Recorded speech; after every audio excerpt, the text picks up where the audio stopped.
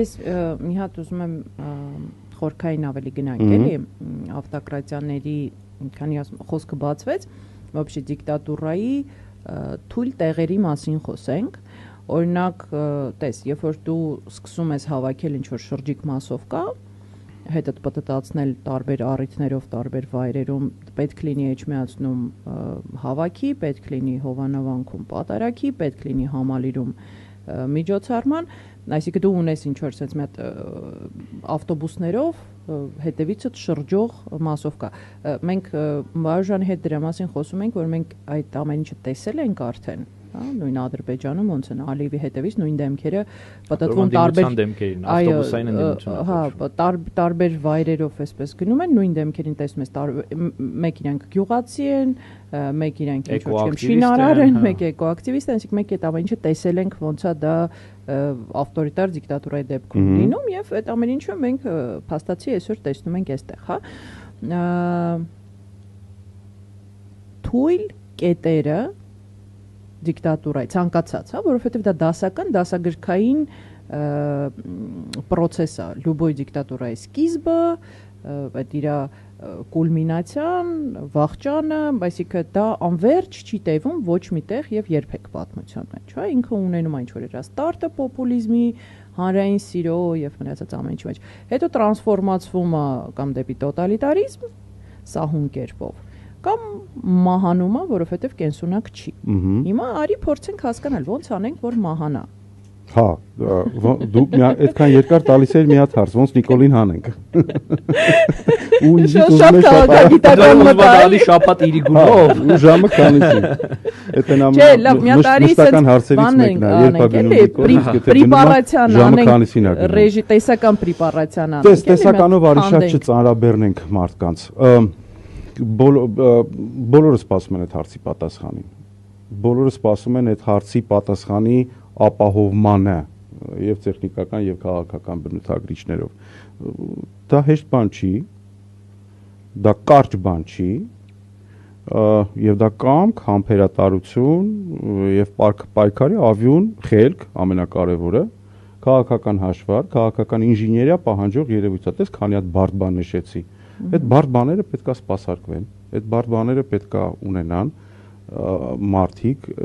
մարդկանց պետքա քաղաքական բովանդակություն, որպեսզի նրանք չգնան այն դաշտերը, որտեղ որ քաղաքականություն չկա, կա ապա քաղաքականություն։ Մարդիկ պետքա շատ քաղաքականանան, նրանք ովքեր որ քաղաքականությունից հեռու են տեսնում իրենց պետքա անընդհատ քաղաքականացնել, էփել ենքան, որ քաղաքական միջոցառման ժամանակ դա ինչպիսի միջոցառում էլ որ կլինի, նրանք ունենան քաղաքական բարձր էներգիա։ Առավել եւս որ Հայաստանում այդպիսի գործիքի աշխատելու հնարավորությունը մենք տեսել ենք, թե ինչպես կարելի է քաղաքականության էներգիան մարդկանց մոտ բարձրացնել, իսկ Փաշինյանը այսօր արվում է ուղիղ հակառակը, քաղաքականության էներգիան մարդկանց մոտ փորձում է իջեցնել։ Ինչու՞, որովհետեւ այդ ժամանակ նրանք գնում են պասիվության ռեժիմ, ինչն էլ մեծ հաշվով շատ պետք է Փաշինյանին։ Որովհետև ինքը ունի կայուն ընտրազանգված, այդ ընտրազանգվածի համար անում է ամեն ինչ, այդ ընտրազանգվածին տալիս է եւ կերակուր ճակերտավոր ասած, եւ քաղաքական պրոդուկտ ճակերտավոր ասած, եւ նրա պոպուլիզմի չափաբաժիններ, որպեսզի անընդհատ այդ մարդիկ ունենան մեկ օբյեկտ, որին որ պետք է նայել եւ հետեւել եւ սովորել նաեւ ինչ որտեղ։ Պատահական չի, չէ՞, նահորական 4, 5, 6 նյութ հրապարակ, երկրի ղեկավար 5-6 նյութ հրապարակում ստատուսով Facebook-ում։ Նա աշխատում է իր ընտրազանգվածի հետ։ Նա շատ լավ գիտի ընտրազանգվածի տաքությունը երբ բարձրացնի, երբ իջացնի։ Եվ բացի նրանից, որ աշխատում է այդ ընտրազանգվածի հետ, այսօր մենք տեսանք, որ այլևս ինքը սկսել է աշխատել կամ գոնե նոր նարատիվներ մշակել իր բյուրոկրատական համակարգի։ Վարչական ռեսուրսի եւ բյուրոկրատական ապարատի համար։ Ինչ է բյուրոկրատական ապարատը։ Դա մասնագիտացված բեքգրաունդ ունեցող մարդկանց խումբ է, ովքեր որ շատ ավելի ոչ թե կախված են իրենց քաղաքական պատկերացումներից, այլ աշխատանքային պարտականություններից։ Այդ աշխատանքային պարտականությունների պարագայում, երբ որ մոտենում է քաղաքական ընտրության ժամանակահատվածը, նա պետք է վստահ լինի այդ բյուրոկրատական ապարատի ճշգրիտ աշխատանքի վրա։ Եվ այսօրվա համալիրի խնդիրը, որը որ նա փորձում է լուծել, նա լուծում էր նաև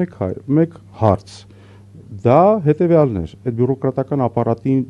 վստահություն ներշնչել, որ ինքը հաղթելու է ընտրությունների ժամանակ։ Նա ասենք, բայց ինչ ա եղել, էլի, որ վստահ չեմ, որ բոլորը գիտեն ինչա տեղի ունեցել, հաշվի առնելով, որ միջոցառումը ինքնին նաև փակ ձևաչափով է ընթանում, այսօր կարելի ասել գաղտնիության պայմաններում համալիրում տեղի ունեցել պետական, այսպես ասած, միջոցառում, մինչդեռ իրականում ըստ էության դա եղել է նախընտրական, քարոզչական միջոցառում, որտեղ ըստ առնվազն առկա տեղեկությունների լսարանը, որ ովքեր լսել են դե ֆակտո վարչապետի ելույթը, կազմված եղել գերազանցապես վերին, այսպես բաներ զբաղեցնող բյուրոկրատական, այսինքն վարչական ապարատի վերին տողերը զբաղեցնող պաշտոնյաներ, այսինքն վարչության պետեր, բաժնի պետեր, մարզային, Երևանյան եւ այլն։ Եվ նրանց համար ինչ որ տեքստեր են ասվել։ Դրանցից այդ տեքստերից մենք ունենք միայն պատառիկներ, որոնք հրապարակվել են պաշտոնապես։ Ոչ պաշտոնապես ենթադրվում է, ամենայն հավանականությամբ այն է, ինչ որ արդեն նշեց Վլադիմիրը, դա այն փաստորեն քարոզն է, որը նախատեսված է անել առաջիկա ընտրություններին ընդառաջ։ Ես չեմ կարծում, որ բյուրոկրատական ապարատը այդ նարատիվների լավ ռետրանսլատոր է։ Ես չեմ կարծում, որ նրանք քարոզի շարունակական օղակ են։ Չեմ կարծում։ Այո։ Ես ավելի շատ կարծում եմ, որ իշխանական իշխանությունը պահելու անատոմիայի դրամաբանությամբ վստահության ներշնչում, որ ամեն ինչ կարգին, ամեն ինչ վերահսկելի է, ամեն ինչ կոնտրոլի տակ է, եւ պատահական չի, որ այդ միջոցառումը տեղի ունենում, դա տեղի ունենում նորից էլի ավտորիտար դրամաբանությամբ։ Ո՞տես KPSS-ի հոտ էր գալի այդ ֆոտոներից։ Ինչի ավտորիտար դրամաբանությամբ, որովհետեւ ընտրազանգվածը սկսել է չբավարարել։ Ընտրազանգվածը սկսել է չբավարարել, որքան էլ որ դա կներկայացվի որպես հաղթանակ, հատկապես վաղաշաբաթի ընտրությունների պարագայում, որքան էլ դա հետո կներկայացվի որպես լեգիտիմության հիմք ինչ որ մի բան անելու, հա, 70,000 քաղաքից 15,000-անոցով լեգիտիմության հիմքը հետարքիր չափաբաժին է, չէ, լեգիտիմության։ Բայց այնուամենայնիվ նա աշխատում է իր կոնստրուկցիայի ամրացման վրա, աշխատում է, եւ այդ երևույթը պետքա քաղաքական ինժեներիայով զբաղվողները հիմիկվանից իմանան եւ դրա կոնտրարգումենտները գտնեն, աշխատող կոնտրարգումենտները հողի վրա, որովհետեւ այո, process-ը գնում է եւ իրականությանը եւ իրողություններին պետք է նայել բաց աչքերով, այլ ոչ թե ասել 26-ին ամեն ինչ լավ է լինելու։ Որպեսզի 26-ին ամեն ինչ լավ լինի, պետք է ամեն ինչ լավ աշխատեցնել։